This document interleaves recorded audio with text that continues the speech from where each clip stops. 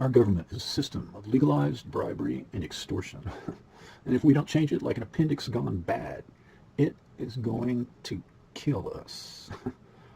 I was a Democrat all my life, but I've changed. Now I'm neither a Democrat or Republican. I still believe in the same things, but circumstances have changed and we have to adjust. Leave ideology behind and practice pragmatic realism.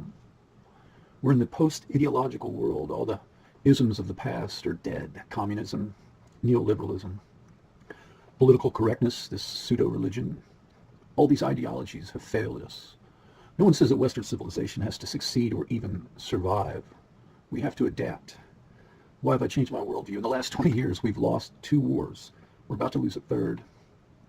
ISIS will be defeated on the battlefield, but we've allowed their leaders and followers to escape, just like bin Laden escaped into Pakistan, basically. Instead of bottling up the scorpion, the poison spread to nearly 100 countries, probably. ISIS committed genocide, ethnic cleansing, mass rape. Now they're coming back to your country. Some of them are going to be sentenced to, a few years in prison, but then that's just a paid vacation. Now, ISIS came out of U.S. military prisons, and your prison is their university. And the only difference is their degree, unlike yours, is going to be paid for by the taxpayer. You can win every battle and still lose the war. And this is what we're seeing. It's time to take decisive action. Why have I changed? Well, the last 20 years, our trade deficit has gone from $100 billion to nearly $1 trillion a year. Now, free trade mantra is all well and good, but countries that sell more than they buy grow rich historically. Countries that buy more than they sell grow poor. $1 trillion trade deficit is unsustainable. And if this continues, we're going to be left living on the side of the road in a cardboard box. Our national debt is over 100% of GDP, and essentially it's a tipping point. Some economists say 70% is the tipping point, but 100% of GDP is a nice round number. We've reached a tipping point. Now the interest payments are going to increase out of control very rapidly within the next 5 years, and it'll progress to the point that what's happened in dozens of banana republics is going to happen here. People who run this thing, they're going to claim that it's a black swan event and no one can see it coming. One day the dollar is going to be worth $1, and a few weeks later, it'll be worth 15 cents in terms of buying power. After the black swan event that no one could foresee happening, quotations. Afterwards, you'll go to flip on the light switch and nothing's going to happen. You'll turn on the water and nothing will come out. Certainly nothing you can drink. You'll go to buy food and you'll only be able to afford enough rice for 2 weeks out of the month. You'll find yourself selling things on the black market to survive. You will have become a second-class country overnight. Why have I changed my outlook? Because I've been to these countries, okay? I've been to these failed states. I've seen this happen. It is real. It will happen here, okay?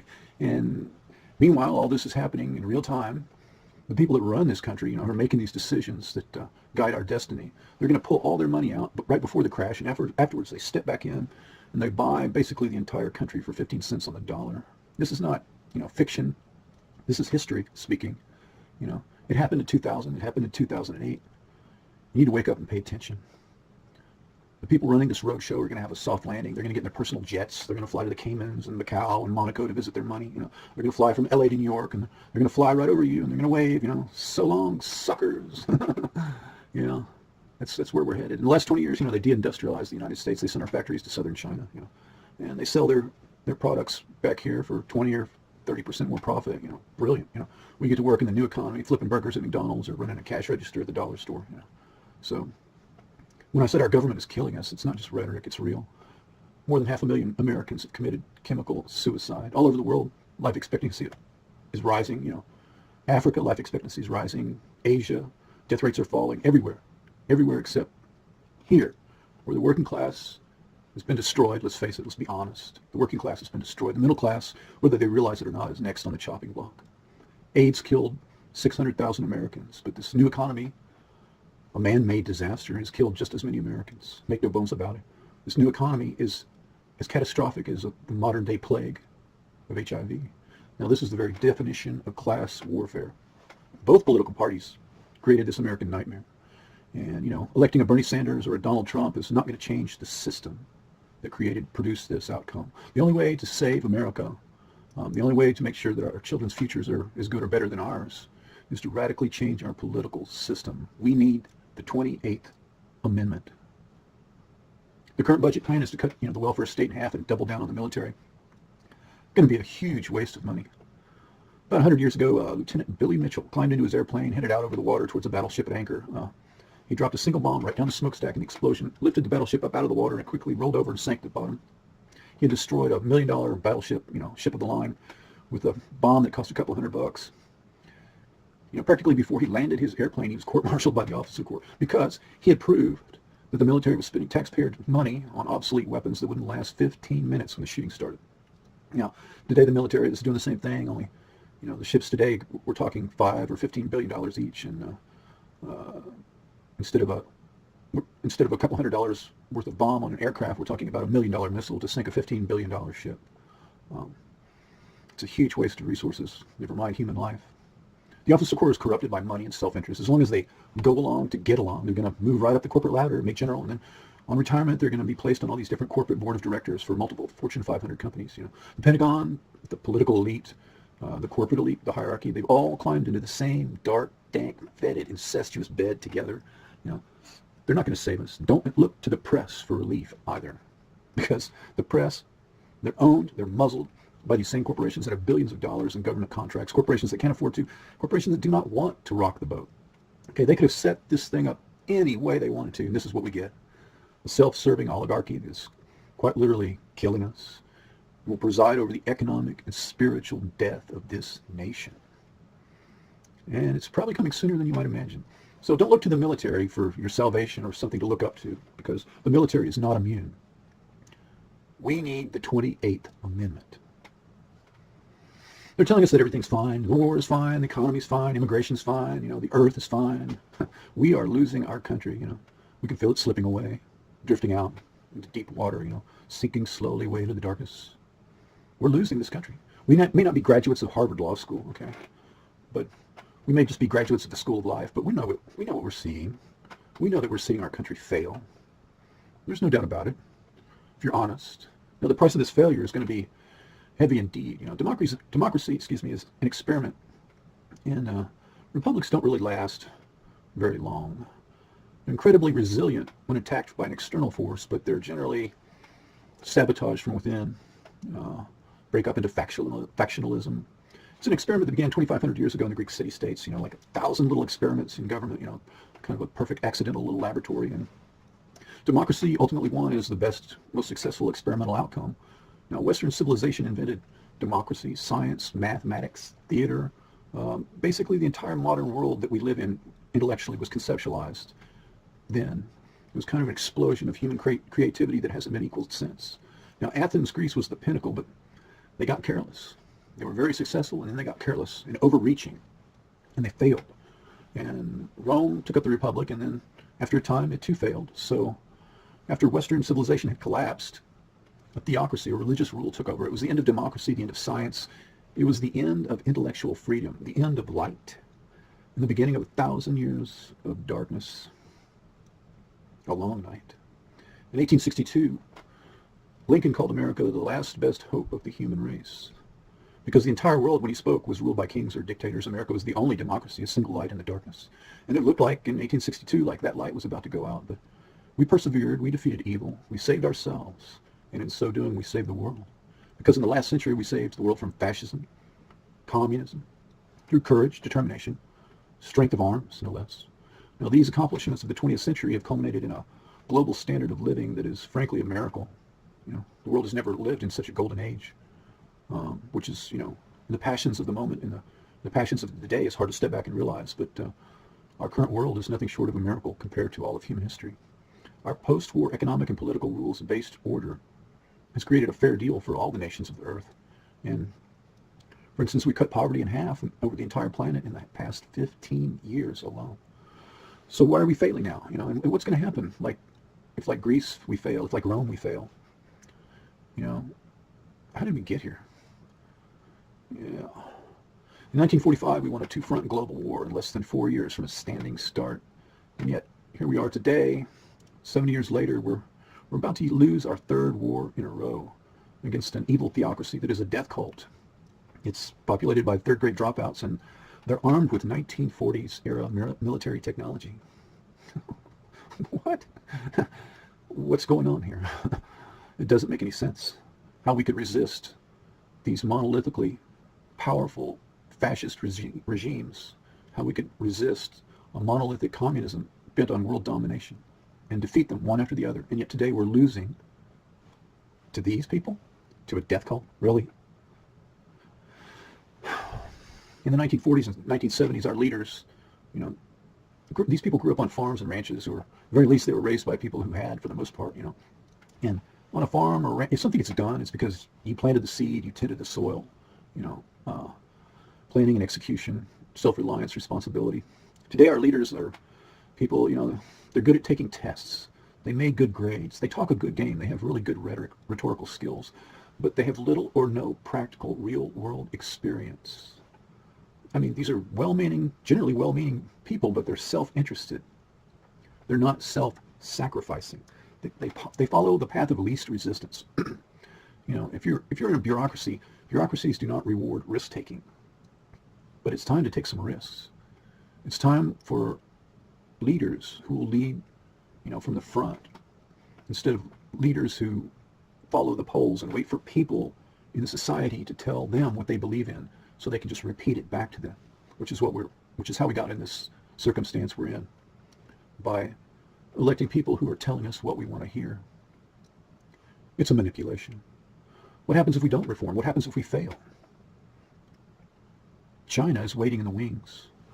China is waiting after just having grabbed 7 million square miles of the Earth's surface. They're waiting in the wings. They've got Buddhist saints and dreamer Nobel laureate poets dying in their dungeons. They're waiting in the wings for us to make more mistakes.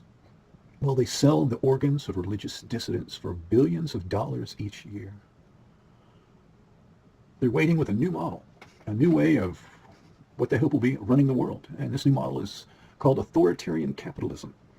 The Communist Party leadership is the most rapacious, corrupt kleptocracy the world has ever seen. And if these people are selling the organs of religious dissidents, their own people, what are they going to do to you and yours? You just might find out the hard way. What's going to happen? The Saudi kings are sitting on the largest natural resource in history. We discovered oil there in the 1930s. We built the entire infrastructure, the schools, built the hospitals, the roads. We educated their best students. And in the 1970s, we handed over the entire industry to them. Now, we've had an agreement where we've protected them, and in return, they supplied us with oil in what has been the largest transference of wealth from one society to another in all of human history.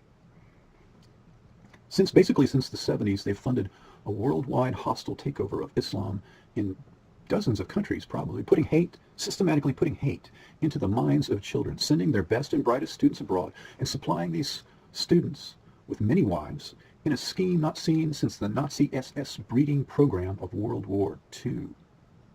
We've given the entire region a pass, telling them it has nothing to do with religion, telling them that they're the victims of the West and we're the bad guys.